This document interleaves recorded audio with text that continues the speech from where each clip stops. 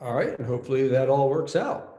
Looks And I'll good. let Tom start this particular session, and we'll talk a little bit about a symposium sort of orientation, but we're going to use CMI's research as the basis of that. Sure, next slide. I introduced our team. Let me introduce you a little bit more to our company for those who are new to us. We started in 1992.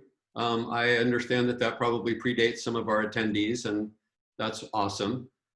We are 100% LGBTQ owned and operated. We're an LGBT certified supplier as well with NGLCC. We've been doing this for over 25 years. We are pretty much a full service LGBTQ focused research company. And we build our research projects around about 50,000 LGBTQ panelists. And we produce surveys, focus groups, interviews, and so forth. And we serve clients really throughout the world with a focus on North America. Some of our clients, about a third of our clients are in some form of finance. About a third of our clients are in some world of tourism and hospitality, where really we got started in the 90s. And about a third of our clients are in all kinds of other industries, really, from sports to pharmaceuticals to communications, with beverages. We work with a lot of nonprofits. We work with the government. We work with a lot of universities. And next. And we work with other research companies. So we're going to turn this into a research-based orientation to the LGBTQ market. Go ahead, Dave.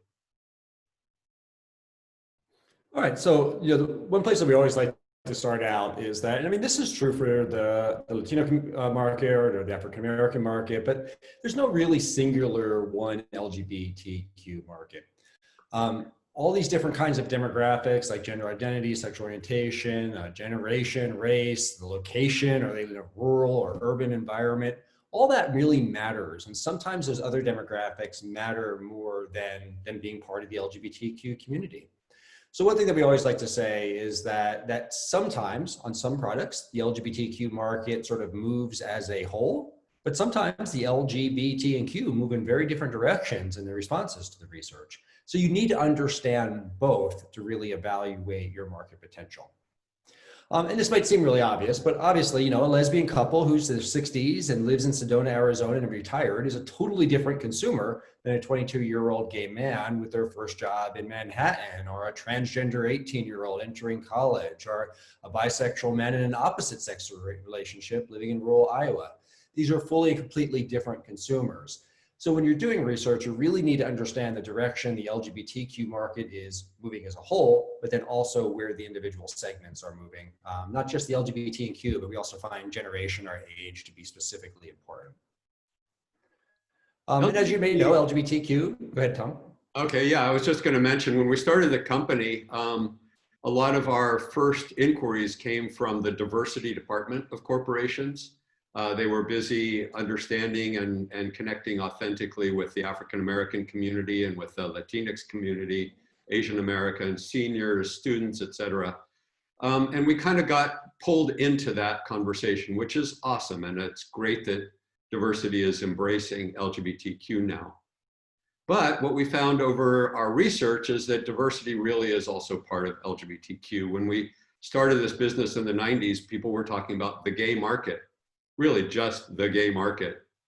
And research has really uncovered quite a diversity within LGBTQ. If you think about it, we really do represent the entire spectrum of the population.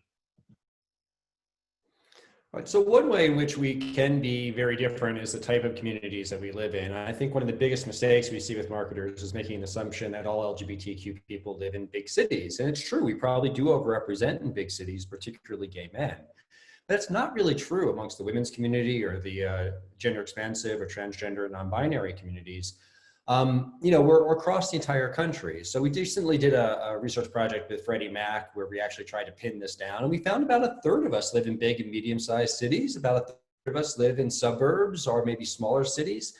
And about a third of us live in smaller communities, which could be like rural areas or sort of small towns surrounded by rural areas. But we're all over the place. And even in this call, that sort of makes sense. I mean, Tom is calling from a suburb of San Francisco. I'm in Joshua Tree, California, which is a rural community, right? Matt is sort of in a small city, right? So the LGBT community is sort of all over the place right now. And it's changing really quickly. And it's a big topic right now, is that demographically, people are moving in this country, and so are the LGBT community members. So we want to talk a little bit about some of the dynamics of demographics that matter. Go ahead. And the first one is mobility. And this is sort of an interesting one we really uncovered through Freddie Mac, is that the LGBT community is not likely to live within 50 miles of mom. And that's not true of non-LGBT people. Non-LGBT people tend to stick in the communities that they grew up. Now that's changing some for millennials, but particularly older non-LGBT people tend to be a little bit more where they're at. But because LGBTQ people are very mobile, especially millennials, that matters to marketing. The second thing is relationship status, and that our research always shows is that men at any given moment are less likely to be in a relationship than women. So when we look at the research, we'll find that lesbian, bisexual women tend to most be in a relationship, living with a partner or married. Most men tend not to be in a relationship where they're living with their partner, and the transgender community tends to be in between a little bit. But relationship status matters to many, many products. Many products do better with single people. Many products do better with people in relationships. So relationship status a lot, and that difference in our demographics changes marketing perspective. Next thing is parents, is that things are changing. I think one of the reasons that many corporations thought about the LGBT community back in the 80s is they viewed us as dual income, no kids consumers, which can be very profitable for many different types of products. But that's changed over time, especially with lesbian and bisexual women who are having children more and more. So when we look at the parent market, it is still, in our community, still very concentrated with lesbian and bisexual women, but more and more men are having children too. But there is a parents market out there. Discrimination. One thing that we all have to appreciate is that discrimination against LGBTQ people, and particularly the transgender community, matters. So we are a community that has to worry about discrimination. So a good example of that is the travel community, is that we don't want to travel to a destination where we're going to get hassled because we're a part of the LGBTQ community. So that product of travel really matters if we're likely to experience discrimination or not. That might matter less with cookies, say, but it does matter to some products more than others. And also the concept of LGBT as a culture. I am a gay man. That means I am a man. I am homosexual, which is not a term we really use, but that's about sexual orientation and gender, right? But I am also a gay man. And as a gay man, that is a specific culture. And sometimes we don't appreciate that there's a culture around LGBTQ that is separate than our sexual orientation or gender identity. And we talked about mobility a little bit more, but again, we tend not to live more than 50 miles from mom. So a little bit about what makes a culture. Well, first of all, the concept of being a proud member of this community, and most LGBTQ people believe they're a proud member of the LGBT community. That's one of the things that makes a culture. They regularly read or view LGBTQ media, and I think it's underappreciated how specific the LGBTQ media really can be. And how you can access that media, the many hundreds and hundreds of media, and in the second part, organizations that serve the LGBTQ community. So the advertising, sponsorship opportunities are vast. And the final thing, which I think is a little bit unfortunate, the concept of I feel supported by the LGBTQ community, part of being part of a culture is being part of that culture and being supported by that culture. Those numbers are a little bit less. The less numbers strongly agree. So we just throw that in there as to say is that we all need to be careful, especially in these times of supporting each other. The LGBTQ community gets attacked from many different places, and it's important that we band together and support each other in those attacks. All right, next we're going to go on and talk a little bit about our 14th LGBTQ Community Survey. The last one was done in June 2020. It was sponsored by Wells Fargo and Google, and thank you so much. And I'll let Tom talk a little bit about just the structure of how we do this survey. Sure, thanks, Dave. So the USA report had a total of 17,000 participants. And if you stop to think about it, that's huge. Most of the studies that you see on LGBTQ are often 300 people, maybe 400 people, and they really can't represent the diversity, the full spectrum that is LGBTQ. So you'll see on the right side how we weight the results by identity. every time we do a study, we break out the results by gender and generation because it's super important. These factors may even be more influential in your marketing decision and planning than the fact that we're LGBTQ. Next slide. These are just some of the partners who help us distribute our survey. And that's why that 17,000 is so representative of the LGBTQ community. We work with hundreds of LGBTQ media organizations, events, influencers, thought leaders, prides, film festivals, community centers, chambers of commerce to help us distribute our survey. And the value to them is that if they reach at least 200 participants, then we send them their data. So it's kind of a win-win. We get huge representation of the community. The panel that we do our research with grows every year. And at the same time, they get a benefit of getting the data about their readers or attendees. So right, now I want to talk talk a little bit more about the impact of the LGBT community. Yeah, go ahead, Dave. Okay, so a little bit about these sort of concepts I think are really important when you're for advertising to understand the corporate or relationship with corporate America a little bit. So the concept that corporations support LGBT equality is more important than ever. You know, back in the summer of 2019, 85% agreed, 13% neutral, 2% disagreed. So it's a really good indication why it's so important if you do represent a corporation that we value that sponsorship. Companies that support LGBT equality will get more by business this year. And in these turbulent times, 80% agree with that and very few disagree with that. A fear of LGBT equality gains in the coming year. Well, the election hopefully will change this, but as you can see last summer, there was some concern about that. Only 61% agree that they had this kind of fear, but we'll see what happens over the next month, right? But there is that fear in the LGBT community that the gains under the Obama administration may get rolled back. And let Tom talk a little bit more about just how these different corporations that have done a good job in the LGBTQ community and how their reputations increase. Right, thanks, Dave. So every year, as part of our LGBTQ community survey, we ask an open, write-in question. And that's important to understand because this is not a list of companies that we offer and we ask them to rank them. This is 5 text boxes, and we ask participants to write in the names of the companies that have done the best job over the past year of connecting with our community, whether it's through advertising or their own internal policies and practices. And you'll see that the list is a bit different based on gender and gender identity. Target really, I don't know how to emphasize how well Target has done in the LGBTQ market. Not by necessarily only placing ads, although they do advertise, and of course that's super important to our community to see you show up in our media. But even equally importantly, I would say, if not more importantly, they support our causes. They make a difference even at the store level. So this list of companies change every year. They evolve with the marketers and their communications. But I think it's really super important to understand that thousands and thousands of people typed in the word Target into a blank box, recalling their effect on the community over the past year. So seeing a brand advertise in the LGBTQ media is the #1 influencer.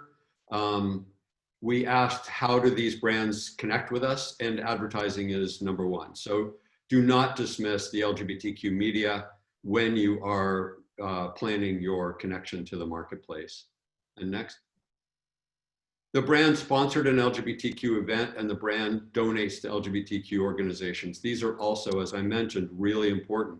It's not enough just to show up and advertise, as much as that's important. It's also important to give back and support our community and let it be known. And advertising is a great way to let it be known that you are supporting our community. And also, Tom, I'm going to go back for a second. I just want to talk about that a little bit too, because there's another slide that often goes with this slide. When the LGBT community talks about the tactics that are most important, beyond advertising, the type of activities that you really need to be doing is you need to become authentic within the LGBT community. So you need to be supporting legislation that's pro-LGBTQ rights. You need to be maybe going against legislation that is not LGBT. You need to be sponsoring local LGBTQ organizations and national organizations. So what the research will say is that all of that is really the most important thing you need to do. But what this slide in front of you really talks about more is what is the next step. And that's a problem that we've had for some of our clients, is like they're doing all the right things, but the community doesn't recognize them for their very positive and proactive activities. But the reason is that although they're doing all the right things, they've never bothered to tell the community that they're doing it, right? So this is what this slide really sort of hints at, is that you not only need to be doing the right thing, but you need to find a way to let the community know that you're actually supportive. And that goes into the next sort of slide, is that prides are more important than ever. I mean, I think one of the big sadnesses for me personally is that we didn't have a great pride season. A lot of it was virtual, and I attended some virtual prides this year, but it's not the same, right? So I hope this vaccine gets together. So starting in June, Pride 2021 is back, but if not, it looks like Pride 2022 will definitely be back. I look forward to Pride season return. Yeah, and remember, we have a presentation specifically on this topic on Thursday from Rachel Brister, who worked with Boise Pride and made it a mostly virtual event. So I think that'll be really fascinating. So the brand sponsors and participates in Pride events is number 4 on this list, and you'll see that they're weighted. They're all really important. So take a look at that list and make sure that you're kind of checking those boxes. All right, I'm going to talk a little bit about LGBTQ finances. Now, again, this was back, back in 2000, in the summer of 2019, and we asked this question. Like, there's many questions, like how are you doing the past year and how are you doing in the future year? So as far as financial confidence, it's an uncertain time. We actually have seen a downgrade in LGBT economic confidence in the last 4 years, and this is before pre-COVID, right? So there has been a little bit of a downgrade because of the political situation and the attacks that have happened on the LGBTQ community. Hopefully that will change over time, right? But I'm just pulled this. This has nothing to do with the 2019 survey. This is actually from our travel survey in 2020 that we just finished 2 years ago. And we asked a similar question about the economic impact that's happening right now.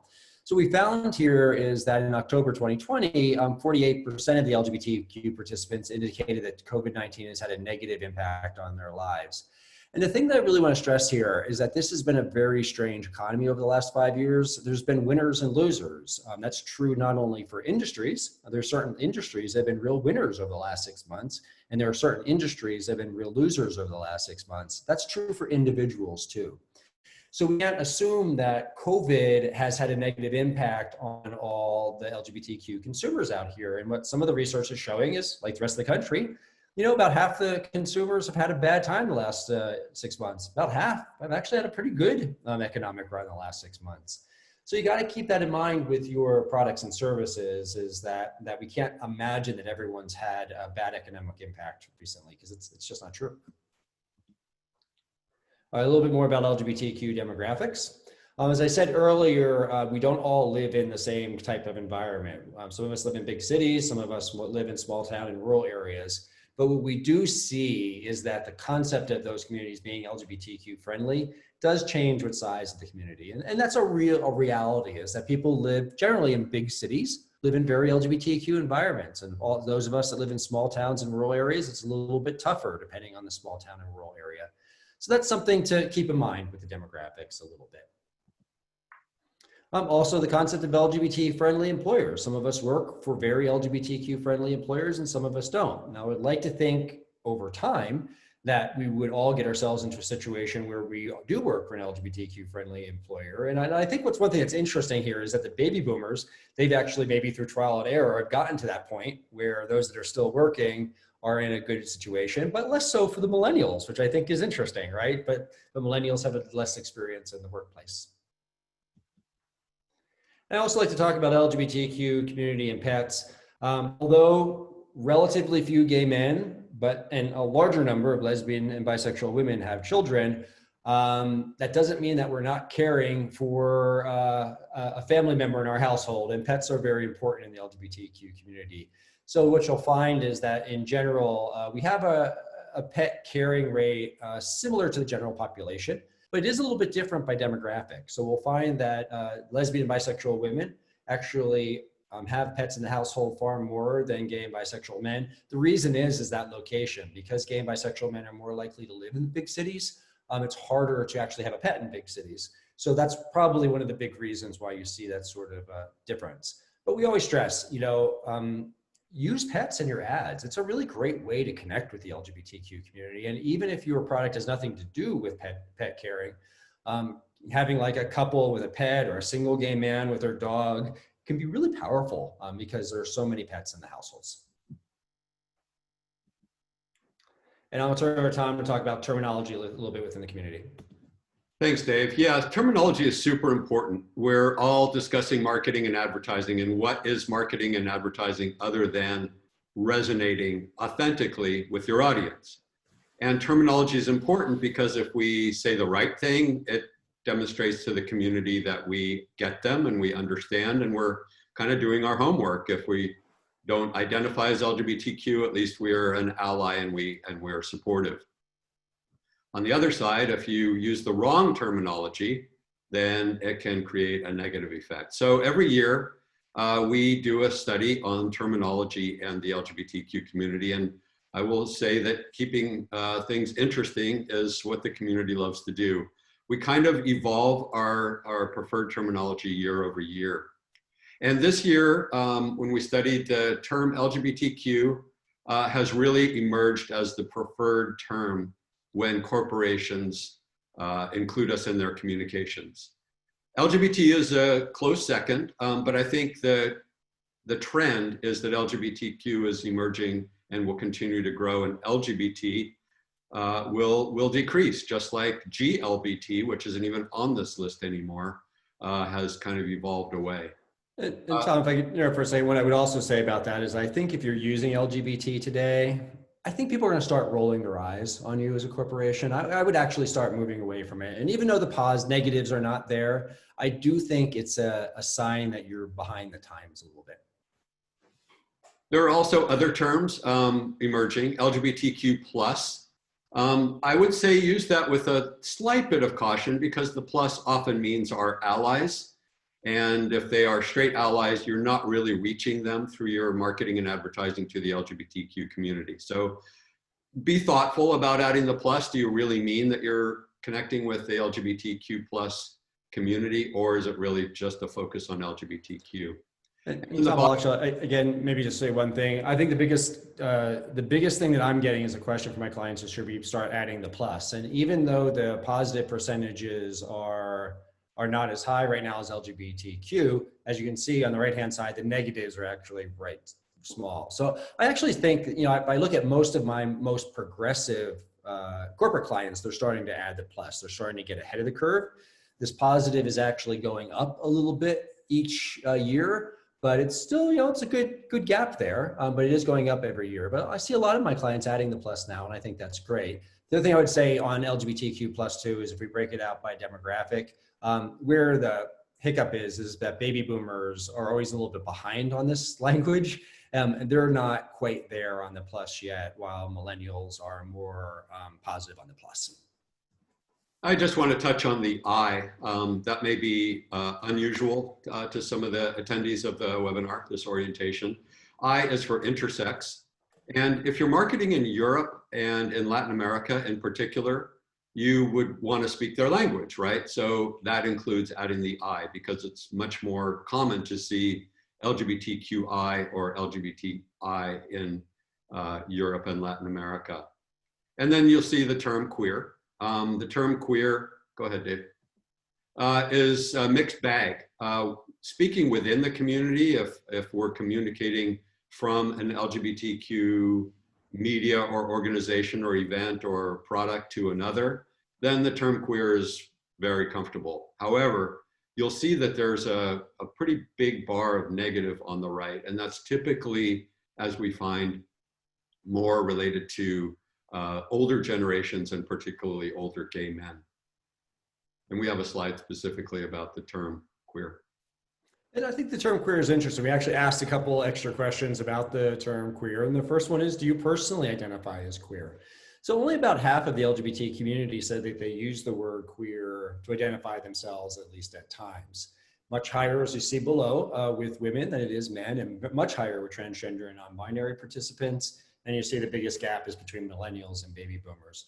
So, again, that's what Thomas sort of cautioning, is that not everyone identifies as the word queer. So as a corporation, you need to be really careful. I think the second question on the right is really interesting. When you think of the word queer, either describe yourself or another person, what does it mean to you? And it actually means different things to different people within our community. Like, there was no majority response of the different response options that we gave here. So I think that's an interesting concept too, is that even the concept of the word queer is actually a little vague to a lot of community members right now about what it really means in the context of our culture. And we're going to finish up with some talks about media and events. So media is, Done? yep, go ahead. Well, I'll touch on it, and then you can add if you like. But we check in every year to see how media consumption is going with LGBTQ media in particular. And we're happy to say that the LGBTQ media is not dead by any means. How we consume it may be changing. Certainly, especially among the older generations, reading and print still remains strong. But I will say that younger generations are still very much consuming LGBTQ media. They just are doing it differently. So they're on email lists, and they're checking the websites and the social media. So pay attention to the LGBTQ media. Next. We're heavily influenced by the LGBTQ media. And when you advertise in our media, it's not only a message of please buy my product or please visit my destination. It's a message of we support the LGBTQ community.